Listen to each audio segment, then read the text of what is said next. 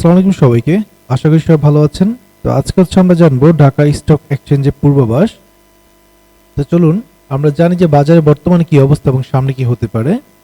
তো আজকে বাজার 5,884 টাকাতে ক্লোজ হয়েছে এবং আপনার অলমোস্ট 0.78% আপনার মাইনাস হয়েছে বাজার। তো এখন সামনে বাজার কি হতে পারে আমরা যেটা দেখতে পারতেছি সেটা বাজার কিন্তু বর্তমানে একটি সাইডওয়ে ক্রিয়েট করার ট্রাই করতেছে, মানে সাইডওয়ের মধ্যে আছে না, বাজার আপ ট্রেন্ডে আছে বা বাজার ডাউন ট্রেন্ডে আছে, মানে এইটার কথা বলতেছি না, আমি শুধু এতটুকু জায়গা বোঝাচ্ছি। এখানে কিন্তু বাজার সাইডওয়ের মধ্যে মুভমেন্ট করতেছে। এখন ডিউটি টাইম মেশিন কি বলে?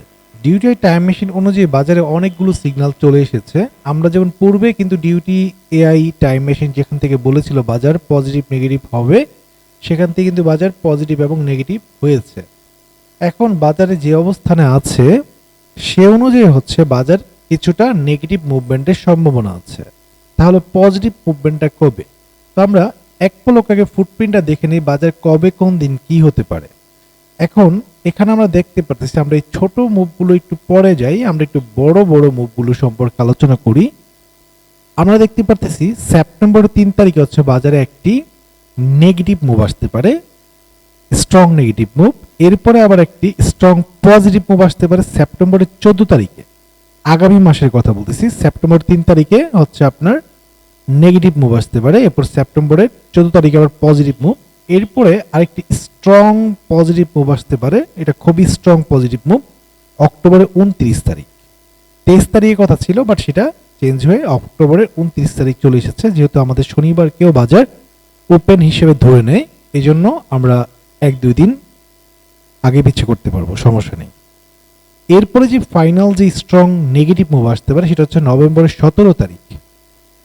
এখন এই অক্টোবর নভেম্বরের 17 তারিখে কেন বাজারে নেগেটিভ বা পজিটিভ মুভ আসার সম্ভাবনা আছে সেটা আমরা একটু পরে আলোচনা করতেছি। এখন আমরা ছোট ছোট মুভ নিয়ে একটু আলোচনা করি যে আগামীকালকে কয়টা বাজে এবং কোন সময় কি হতে পারে। আমরা একটু প্রথমে দেখি যে বাজারে আমাদের যেই বুল ট্র্যাপিং ইন্ডিকেটর সেটা কি বলেছে। আমাদের কিন্তু অলরেডি স্মার্ট ইন্ডিকেটর যেটা সেটা আমাদেরকে বলেছে যে বাজার নেগেটিভ আছে, মানে সেল দেখাচ্ছে।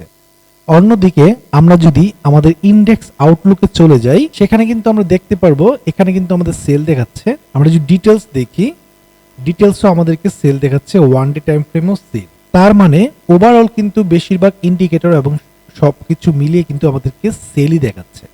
অন্যদিকে বায়ার প্রেসার থেকে কিন্তু সেলার প্রেসারটা এখানে বেশি দেখাচ্ছে।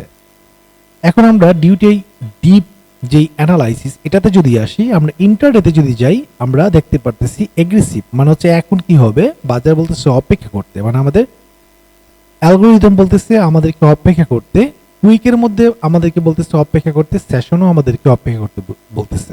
লং টার্মে কি হবে, লং টার্মে অপেক্ষা করতে বলতেছে এবং আপনাকে লং টার্ম যে আরো 3 মাসের উপরে যেটা সেটা তো আমাকে অপেক্ষা করতে বলতেছে। তার মানে ওভারঅল এখন বাজার মানে এখনো বাজার ডিসাইড করতে পারতেছে না যে বাজার আসলে কি করবে। সো এখন বাজার ডিসিশন নিচ্ছে বাজার কি নিচে নামবে নাকি উপরে যাবে। এখন আমরা 1 আওয়ার টাইম ফ্রেমে যদি চলে আসি, আমরা এটাকে ক্লোজ করে দিই। তো 1 আওয়ার টাইম ফ্রেমে আমরা দেখতে পারতেছি এখানে বুল ট্র্যাপ হয়েছিল পূর্বে। আমরা জানি বুল ট্র্যাপ মানে ট্র্যাপিং ইন্ডিকেটর, এটা চমৎকার কাজ করে, যেখান থেকে ট্র্যাপিং দেখায় ম্যাক্সিমাম সেখান থেকে বাজার এই বিপরীত দিকে যায়। যদি বিয়ার ট্র্যাপ দেখায় উপর দিকে যায়, বুল ট্র্যাপ দেখায় নিচের দিকে যায়।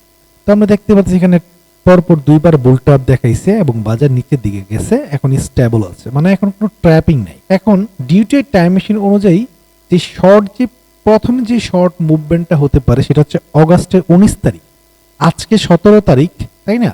তার মানে অগাস্টের 19 তারিখের আশেপাশে আমরা একটি পজিটিভ মুভ দেখতে পেতে পারি। কিন্তু এর পরে সাথে সাথে আরেকটি নেগেটিভ মুভ আছে, সেটা এর একদিন পরে অগাস্টের 20 তারিখ। তার মানে এখানে যে পজিটিভ মুভটা হবে সেটা হয়তোবা কয়েক ঘন্টার জন্য, 2 ঘন্টা 3 ঘন্টা বা একদিন ম্যাক্সিমাম হতে পারে। এরপরে দেখা যেতে পারে যে এর পরের দিন আবার বাজারে নেগেটিভ মুভ আসতে পারে। এরপরে আরেকটি পজিটিভ মুভ আছে, সেটা আপনার অগাস্টের 25 তারিখ। 25 তারিখ আরেকটি আপনার পজিটিভ মুভ আছে। এরপরে যেই নেগেটিভ মুভটা সেটা সেপ্টেম্বরের 3 তারিখে, মানে অলমোস্ট 1 মাস বা আপনার মেবি 13 দিন পরে আরেকটি পজিটিভ মুভ হতে পারে।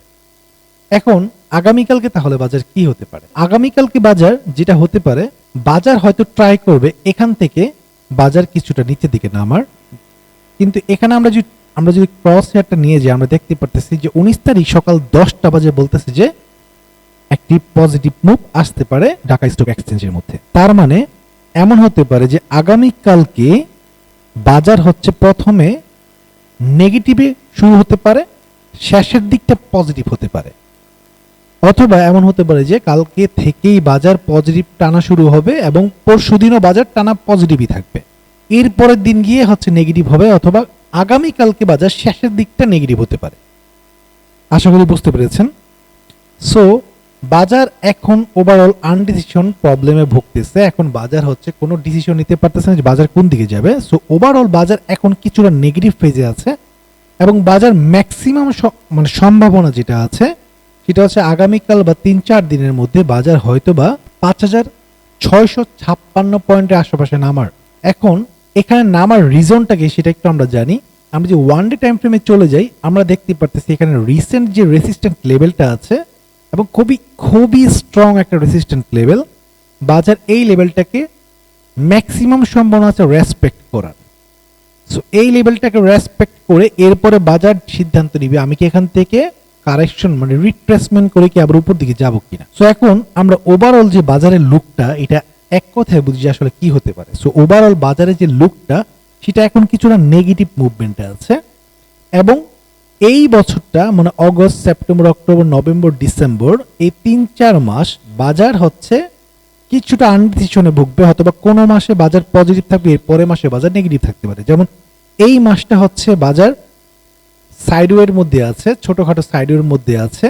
এরপরে সেপ্টেম্বরে যে 3 তারিখ থেকে বাজারে আমরা একটি নেগেটিভ ফেজ দেখতে পাবো। এরপর হচ্ছে আবার সেপ্টেম্বরের 13 তারিখে আবার আমরা একটি পজিটিভ ফেজ দেখতে পাবো। এর মানে কি হচ্ছে, বাজার পজিটিভ হচ্ছে আবার নেগেটিভ হচ্ছে, পজিটিভ হচ্ছে আবার নেগেটিভ হচ্ছে, মানে সাইডওয়ে হওয়ার ট্রাই করতেছে। এরপরে ফাইনাল যে বড় মুভমেন্টটা সেটা হচ্ছে অক্টোবরের 29 তারিখে আবার একটি পজিটিভ মুভ, আবার হচ্ছে নভেম্বরের 17 তারিখে হচ্ছে আরো একটি নেগেটিভ মুভ আছে এবং এটা সব থেকে বড় নেগেটিভ ফেস হতে পারে। এখন নভেম্বরে এটা সব থেকে বড় নেগেটিভ ফেস হওয়ার রিজন কয়েকটা আছে। আমরা জানি যে দেশে ডিসেম্বর মাস নিয়ে অনেক কিছু আলোচনা চলতেছে, তো সে কারণে হতে পারে, অথবা দেশের বিভিন্ন ধরনের নিউজ এই আমরা নভেম্বরের 17 তারিখে আশেপাশে আমরা দেখতে পেতে পারি। এখন কি নিউজ আসতে পারে সেটা আমরা তখনই বুঝতে পারবো। আশা করি বুঝতে পেরেছেন। তো ডিউটি টাইম মেশিন থেকে ডিসেম্বর মাস বা জানুয়ারি মাস বা আরো সামনে কি হতে পারে সেটাও দেওয়া যেত, তো আমাদের মনে হলো যে এর বেশি আসলে দেওয়ার কোনো প্রয়োজন নেই। আগামীকাল বা এক সপ্তাহের মধ্যে বাজার কি হতে পারে সেটাই হচ্ছে আমাদের জন্য যথেষ্ট। আশা করি বুঝতে পেরেছেন। তো যদি কারো কোথাও প্রশ্ন থেকে থাকে আমাদের হচ্ছে ডিউটি এআই সাপোর্ট সেন্টারে যোগাযোগ করবেন। ভালো থাকবেন সবাই। আসসালামু আলাইকুম। আল্লাহ হাফেজ।